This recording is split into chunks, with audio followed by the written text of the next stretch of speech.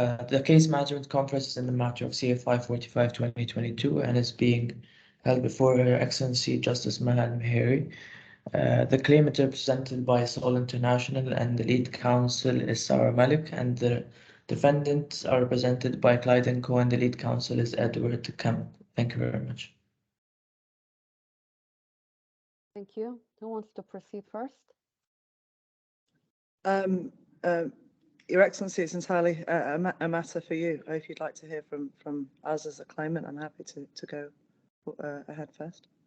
I think maybe we should discuss the application, and then we could go into other things. Sure. Well, maybe my learned friend can give his view. The application, as I understand, is a heavy application, and obviously there's a timetable that dictates that. We haven't made provision for that application within the list of issues or timetable case memorandum that's before the court, largely because obviously we put the response in, but we just think it's a matter that can be dealt with during the main stay of the trial, and this is just to delay matters getting on and ahead. We don't agree with the propositions that are put forward, and they're not just legal issues, they're also factual issues in terms of continuity of employment and ESG that is always not payable during that period. The crux of my learned friend's argument seems to be that there should be an immediate strikeout because there's no reasonable prospects of success on certain aspects of the claimant's claim, including, for example, penalties and the right to ESG, on the basis that he's had less than 1 year's service with the entity in the DFC. Madam, that's a matter for, we say, witness evidence. That's part of the trial because it's not simply a legal matter. You've probably seen before you in the exhibits the offer letter to my client with the bank clearly sets out continuity of service for a number of years. There is no tried and tested authority in the DFC courts in respect of what that continuity of service means in respect of the right to end of service gratuity, which we know is a statutory benefit now replaced by the due scheme for anybody who has any relevant continuity over a year's period. Now, our position is simple on that. I won't get into the merits of the matter, but it's a matter that will come out in the main trial, and it seems that we're going to be looking at both issues separately if we have a application followed by a main trial, because the issue comes down to whether the continuity of service, which is accepted by the defendant, bites into the ESG provision. They seem to try to carve out the position and say, well, the continuity of service has no bearing whatsoever on the right to have ESG, and therefore we want an immediate judgment on that respect under the Article 19 point. So, Madam, that's our position briefly, without getting into more detail on the application. But again, the other side are entitled to bring that application, due process, and the court's entitled to hear it. We haven't addressed it, as I say, within our memorandum because we just say there's going to be duplication. And Madam, if I can take it no further. Thank you. Mr. Edward? Your Excellency, we filed the application for immediate judgment on Friday, and so that needs to then pass its course through the procedure for heavy application. Obviously, Ms Malik gets an opportunity to respond to that. And we are in agreement with the claimant that basically the court will soon list a hearing for the application, and that can be accommodated within the framework of directions that you'll see. So there isn't any more difference between us on that point. We agree that we can accommodate the application hearing within the mainstay of the trial.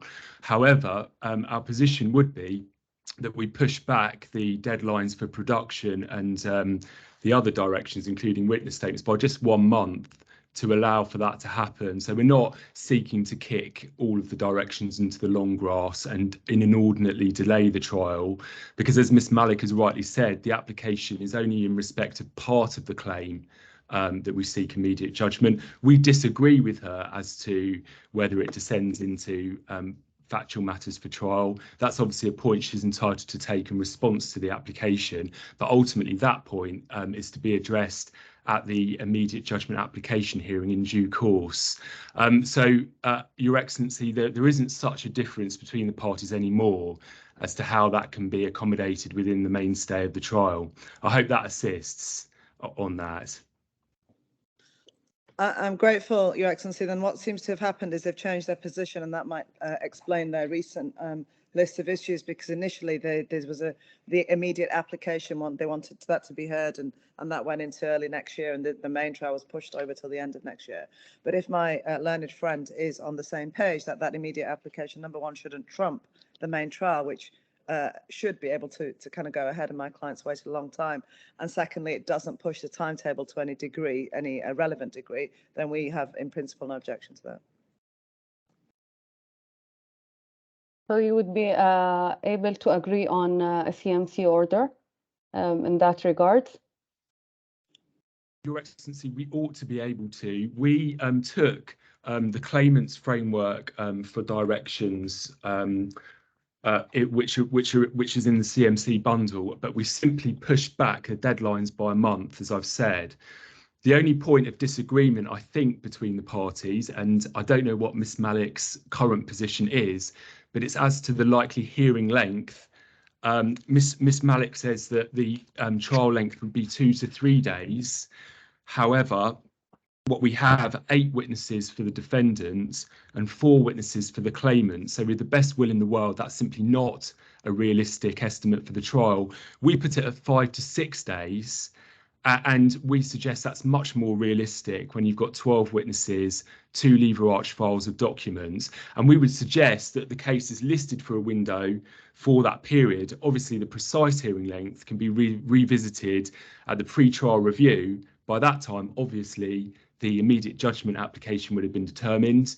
Any amendments applications will have been made and determined, and so we'll be in a much better position to know then the precise scope of the hearing length. But we would say 5 to 6 days is realistic and sensible. Otherwise, we end up going part heard, and for all the parties, that's not in, and for the court, it's not in the interest of justice for that to happen. Your Excellency, if it assists, we don't have an issue with that. When we filled out the estimates, we weren't aware that the other side would need 8 witnesses to corroborate their position. But given that to be the case, I'm in agreement that if they need those 8 people, and we have 2, possibly 4, then we're never going to get through this in 2 to 3 days, and even 5 or 6 days we can get through it if it's properly timetabled, because obviously cross-examination, can go on forever. I'm obviously, each party is entitled to bring any witnesses of fact they want. I would ask that the court do kind of keep an eye on those that are being asked, to ensure that court or even party resources are not being used simply either to prolong trials unnecessarily, given the issues that are in the matter, and secondly, in terms of unfair advantage, if you like, a corporate who decides they need 8 witnesses for limited issues. I'm not sure whether that's proportionate in terms of the court process, but nonetheless, I leave that out there. 5 to 7 days at this stage seems sensible, and I'm sure the court and my learned friend will agree that it's in all interests that this matter is heard in as expedient a time frame as possible. Your Excellency, I think what all of this means is that the answer to your question is yes, we ought to now be able to agree the directions as per the track change draft that we made onto Ms Malik's directions. And so we can if Ms Malik approves them with those instructing me, we can then file them at court as being agreed. Your Excellency, if we may just have a little time after this hearing to just go through those and then respond to my learned friend, I'm sure that we can have some form of agreed directions between the parties by today, if not tomorrow. Yeah, that would be sensible. Is there any other issues we have to deal with before we conclude this hearing? Your Excellency, there are some changes that we want to make to the list of issues. Again, we take from those from Ms Malik's list of issues, but this is capable of being resolved by agreement between the parties. These are relatively cosmetic changes that reflect the position taken in the pleaded cases. So we ought to be able to agree that as well, Your Excellency, and we can file that at the same time as the order into court. Your Excellency, that's agreed as well. I've had the opportunity to look at the changes this morning, and bar a couple, I don't have much issue with the changes. And my learned friend's right that there are the kind of cosmetic and for structure as opposed to substance, even though the last paragraph 9 we may discuss. But we should again be able to hopefully have some agreement between the parties in respect of the list of issues, which naturally will only assist the court. Okay. Well, Your Excellency, I'm slightly troubled by hopefully. I think we will have to agree, because no one wants to have to come back for another CMC and waste everyone's time and costs. So And in the situation that you don't agree, just send the claimant's view in relation to that issue and the defendant's view, and the court is going to take a decision on that. Thank you. Okay. Thank you, Your Excellency. Thank you both for your time, and we will be waiting for your submissions. Okay. May I query, Your Excellency, in terms of just so I'm clear, the next process, once you have these agreed documents, does the court then go ahead to kind of, I mean, will we have another CMC? Will you list, or will you ask for particular dates to avoid or otherwise before this matter is listed? I'm just not sure what the current, if you like, practice is with the DFC courts. So when you send the draft CMC, we're going to look at the dates, and accordingly, we're going to provide you with availability of the court, and then you can book your calendars in relation to pre-trial and the trial date.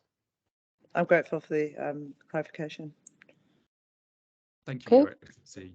Thank you both for your time. Thank you. Thank you. Goodbye.